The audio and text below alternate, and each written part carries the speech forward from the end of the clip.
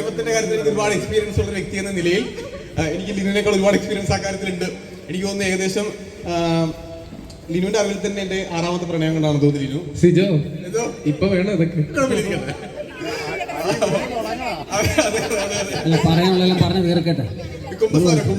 ആയിക്കോട്ടെ. അപ്പോ ഞാൻ ഇതിനു മുമ്പ് ഒരുപാട് പേരെ പ്രേമിച്ചിട്ടുണ്ടെങ്കിലും ലിനുവിനെ പോലെ ഇത്രയും എന്നെ കെയർ ചെയ്യുന്ന, ഇത്രയും ഉത്തരവാദിത്തം എക്സ്പ്രഷൻ എടുക്കാൻ മറക്കല്ലേ, ഇത്രത്തോളം ഉത്തരവാദിത്ത ബോധമുള്ള, അല്ലെങ്കിൽ ഇത്രയും നന്നായിട്ട് എല്ലാ കാര്യങ്ങളും കൈകാര്യം ചെയ്യുന്ന ഒരാളെ എന്റെ ജീവിതത്തിൽ ഞാൻ കണ്ടിട്ടില്ല.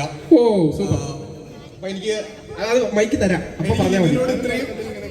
എനിക്ക് ലിനുവിനോട് ഇത്രയും സ്നേഹം തോന്നാനുള്ള റീസണും അത് തന്നെയാണ്. കാരണം ഞാൻ ഇതിനു മുമ്പ് പല പെൺകുട്ടികളും പ്രേമിച്ചപ്പോൾ എന്റെ കൂട്ടുകാരായിട്ടുള്ള കോളേജിലുള്ള അവരുടെ നിപ്പുണ്ട്.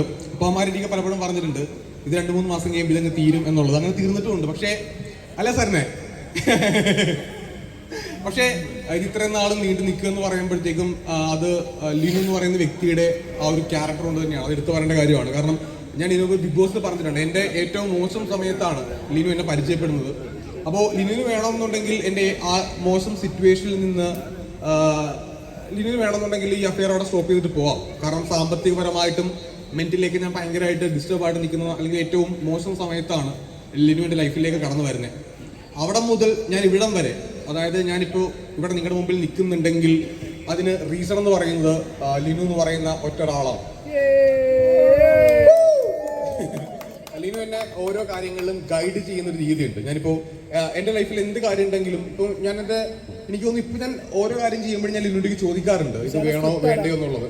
അതിപ്പോൾ എൻ്റെ സാമ്പത്തികപരമായിട്ടുള്ള കാര്യങ്ങളിൽ മാത്രമല്ല, മറ്റുള്ള എല്ലാ കാര്യങ്ങളിലും ഞാനൊരു ലിനുവിൻ്റെ ഡിസിഷൻ ചോദിക്കാറുണ്ട്. അപ്പോൾ ലിനു എൻ്റെ അടുത്ത് ലിനു കൃത്യമായിട്ട് ഗൈഡ് ചെയ്യും എന്താണ് വേണ്ടതെന്നുള്ളത്.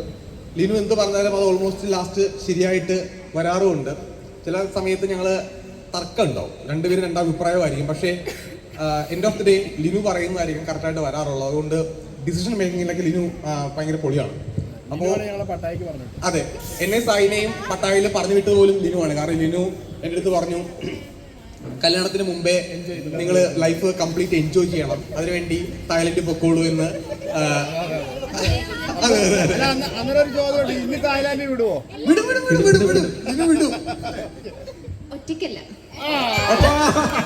ഒറ്റക്കല്ല, ഞാനും സായിയും അഭിഷേകും ഞങ്ങളെല്ലാം കൂടെ പോയിട്ടൊക്കെ വരും. അതൊന്നും വരാത്ത ഒറ്റക്ക്. അപ്പൊ ഞങ്ങള് അല്ല എന്നെ ഇപ്പൊ അടുത്ത മാസം ഞാൻ സായും കൂടെ ദുബായി പോകുന്നതിന് പറഞ്ഞപ്പോഴത്തേക്ക് ലിനു പറഞ്ഞ മക്കളാൻ പറഞ്ഞല്ലേ?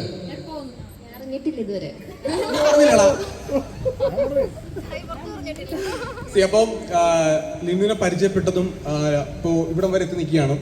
ഇനിയൊരു 5 ദിവസം അല്ലെങ്കിൽ കുറച്ച് ദിവസം കഴിയുമ്പോഴത്തേക്ക് എൻ്റെ ലിനുവിൻ്റെയും കല്യാണമാണ്. അപ്പം എന്നെ സംബന്ധിച്ചുള്ള ഇത് വലിയൊരു ലക്കാണ്. കാരണം എൻ്റെ ജീവിതത്തിൽ എനിക്ക് ലിനുവിനേക്കാൾ നല്ലൊരു പെൺകുട്ടിയെ മഷിട്ട് നോക്കിയാൽ കിട്ടില്ല. അതെന്തുകൊണ്ട് എൻ്റെ ഒരു ഭാഗ്യം തന്നെയാണ്. അപ്പോൾ ആ ഭാഗ്യത്തിൽ ഞാൻ ഒരുപാട് സന്തോഷവാനാണ്.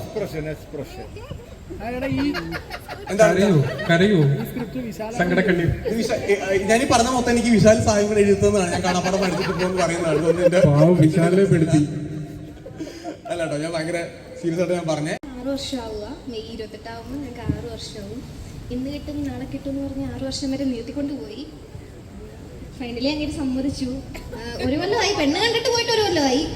പിന്നെ ഡിമാൻഡ് 2021 ഡിമാൻഡ് പോകുമെന്ന് പറഞ്ഞ് ബി പോകുന്നതിന് പിന്നെ കിട്ടിയില്ല. എൻ്റെ വോട്ടിൻ്റെ ഗേൾസ് എന്ന് പറഞ്ഞാണ് അങ്ങനെ കിട്ടാഞ്ഞത്. നിങ്ങളെല്ലാം പുറത്ത്. പിന്നെ എൻ്റെ ബാക്ക് ബോണും എൻ്റെ സപ്പോർട്ടും അച്ഛൻ തന്നെയാണ്. എൻ്റെ എല്ലാ ആവശ്യത്തിനും കൂടെ നിന്നു. എനിക്ക് കുറച്ചുകൂടെ ഫ്രീഡം കിട്ടി. എൻ്റെ വീട്ടിൽ ലവ് മാരേജ് സമ്മതിച്ചു. അച്ഛനായതുകൊണ്ട് എൻ്റെ വീട്ടുകാർക്ക് അച്ഛനെ ഒത്തിരി ഇഷ്ടപ്പെട്ടു. അതാണ് മെയിൻ. എങ്ങനെയൊക്കെയോ അത് സമ്മതിച്ചു.